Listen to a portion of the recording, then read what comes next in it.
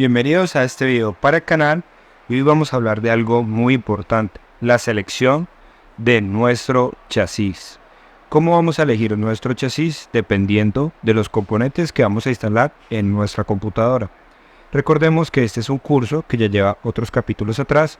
En la parte de abajo les voy a dejar la descripción para que vean los capítulos anteriores y puedan ser especializados en el ensamble de computadoras.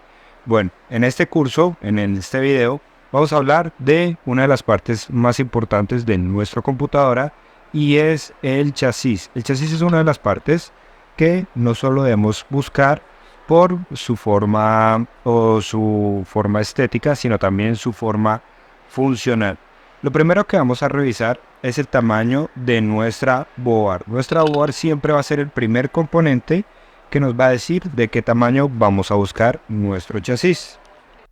Existen varios tamaños de board principalmente y son de tamaño universal. Existen las ATX, micro ATX y mini ITX. ¿Qué quiere decir esto? Que respecto a su tamaño ocupa un espacio en el chasis. Aquí tenemos un ejemplo de lo que es una micro ATX. Significa que sus medidas son un poquito inferiores a la normal estándar que es ATX. De acuerdo a la board vamos a elegir nuestro chasis. ¿Cómo sabemos de qué tamaño es nuestro chasis? En las especificaciones del fabricante siempre nos dicen para qué tipo de boards va a funcionar. Una vez hemos escogido la board podemos escoger el chasis o podemos escoger un chasis que soporte la mayoría de tamaños para no preocuparnos para futuras actualizaciones o cambios de board. Un truco fácil para determinar de qué tamaño es nuestro chasis es por las bahías de atrás. Cuando el chasis tiene acá 7 bahías de expansión PCI Express, las contamos 1, 2, 3, 4, 5, 6, 7, quiere decir que soporta la mayoría de boards, es decir, desde ATX, micro ATX y mini ITX. Ahora bien, un chasis que viene solo para micro ATX trae solo 4 bahías de expansión. Es decir, si las contamos, podemos ver que viene 1, 2, 3 y 4. 4 bahías de expansión. Este viene para ATX, MATX y ITX. Y este solo viene para MATX y ITX. El tamaño de la fuente de poder es ATX. Normalmente es un tamaño universal, es el más usado. Existen otros tamaños de fuentes de poder, pero es para otro tipo de chasis como el siguiente.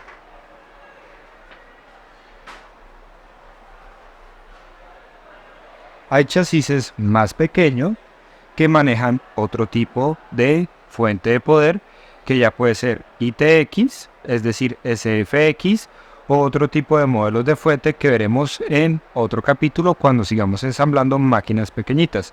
Pero para este video y el 99% de las personas utilizamos la fuente ATX de tamaño normal. Uno de los aspectos más importantes a destacar es qué componentes vamos a usar y cuánto flujo de aire necesitamos. Si vamos a utilizar componentes que se calientan mucho, normalmente en gama media, alta y alta, vamos a necesitar un chasis de alto flujo, es decir, de malla delantera o como se llama comúnmente como mesh.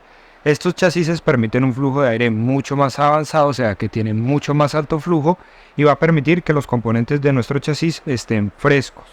Esto es importante verificarlo en la compra de nuestro chasis, no solo dependiendo de la estética, sino que también tenga buena entrada de flujo y además que tenga doble filtro. Puede tener malla y un filtro interno para la limpieza posterior.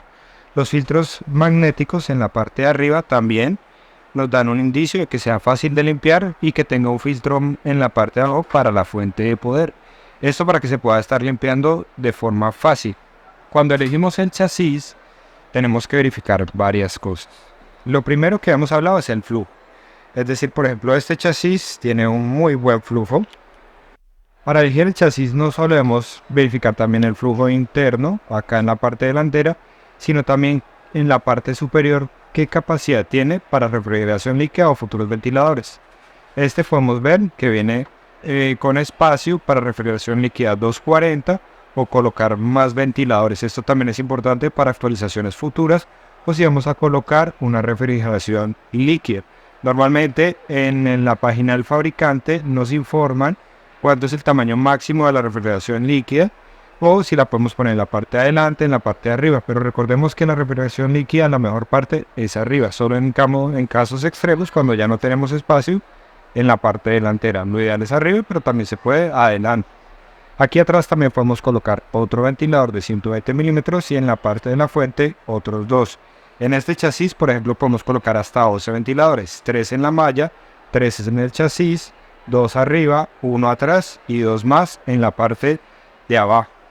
Cuando elegimos un chasis también es importante verificar que traiga cobertor de fuente. El cobertor de fuente que nos permite una mejor organización de cables, es decir, que podemos esconder los cables en la parte de abajo, separamos las temperaturas de la fuente y los discos duros de los demás componentes y además se ve mucho más estético un chasis que tenga cobertor de fuente. Hay cobertores de fuente que nos permiten ver la fuente de poder, hay otros que no. Es interesante que tenga de pronto sí el espacio para que se vea la fuente cuando tenemos una muy buena fuente o una fuente RGB. Si no nos interesa, entonces puede venir totalmente cubierto el cobertor para no ver la capacidad de la fuente.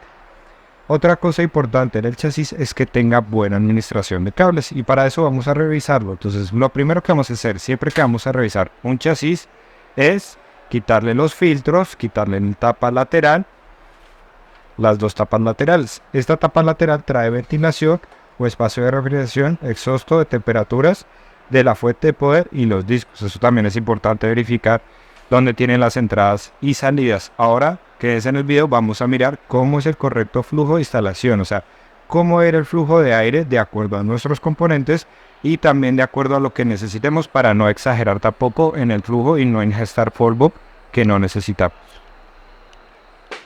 Retirar los paneles de los chasis normalmente es muy fácil. Simplemente trae unos tornillos acá, aquí, puede traer acá, 2 tornillos, o puede traer 2 tornillos aquí, o puede traer 4. Eso lo podemos ver en el manual o simplemente con deducción, con mucho cuidado, sobre todo en esta pieza que normalmente puede ser de vidrio templado. También puede ser de acrílico. Es más fácil no romperlo cuando es en acrílico, pero en vidrio templado es más fácil romperlo, aunque se ve mejor estéticamente. Todos los chasis tienen cada uno sus configuraciones, sus ventajas y desventajas, su estética. Por ejemplo, este que se puede pintar, este trae malla, pero en la parte de arriba no trae sino solo para 12 centímetros. Este que viene acá un poquito más cubierto, entonces respira menos. Este trae la mitad con malla y el resto sin malla. Este que viene totalmente tapado, pero pues aquí respira, pero tiene pues esta línea RGB. Este que viene tapado pero con 3 ventiladores y además viene con esta mallita. Entonces vienen varias combinaciones. Este por ejemplo que es de fácil limpieza, se puede quitar estas partes de adelante y limpiar muy fácilmente nuestros ventiladores. De acuerdo a cada chasis su funcionalidad, por ejemplo en este, aunque ya casi no se usa, se pueden poner unidades de DVD, CD, unidades ópticas, entre otros aparatos como controles de ventiladores igual acá. Pero eso ya casi está mandado a recoger. La mayoría no trae esos espacios. Por ejemplo este que viene tapado pero viene con la malla acá. Entonces tenemos que ver que tenga buen flujo, buena conectividad, que sea con la capacidad actual de lo que queremos colocar y también de pronto la capacidad futura de lo que vamos a actualizar. Por ejemplo, que tenga capacidad para refrigeración líquida 240 o 360, que tenga capacidad para una tarjeta de video más larga de la que tenemos o lo que vamos a colocar. Dependiendo de eso vamos a elegir nuestro chasis. Ahora bien, para quitar entonces los paneles, quitamos los tornillos y normalmente vamos a guardar el panel con mucho cuidado. Estos paneles, una vez los retiramos, los colocamos en la cajita cuando vamos a ensamblar para que no se vayan a dañar. Igual el de atrás también tiene 2 tornillos, uno aquí y otro más abajo. Los quitamos y colocamos, o sea, esto se desliza y colocamos nuestros paneles en la caja del chasis o en un lugar muy seguro, no en una silla, en un lugar donde se pueda romper, no. Los retiramos y los guardamos mientras estamos haciendo la manipulación de nuestro chasis.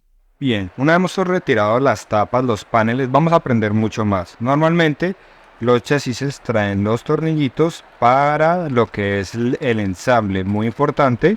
Porque muchas personas creen que los tornillos vienen en la board, en otros tipos de lugares, pero no, el que trae la mayoría de tornillos para ensamble es el chasis. Muy importante tener cuidado con esta bolsa. Podemos ver entonces acá, que aquí en esta zona podemos colocar un ventilador de 12 centímetros, aquí otros 2 de 12, aquí otros 2 de 12 y en la parte delantera en este chasis 3 en malla y 3 en el chasis, o refrigeración líquida 360 o 240 con diferentes configuraciones de ventilación. Bien, ahora vamos a ver dónde va la board. La board va conectada en estos elevadores. Estos tupitos que pueden venir dorados o pueden venir negros son los elevadores de la board. Quiere decir que en ellos vamos a sentar nuestra tarjeta madre. Y tenemos que tener en cuenta en qué espacios están conectados y cuáles no tienen.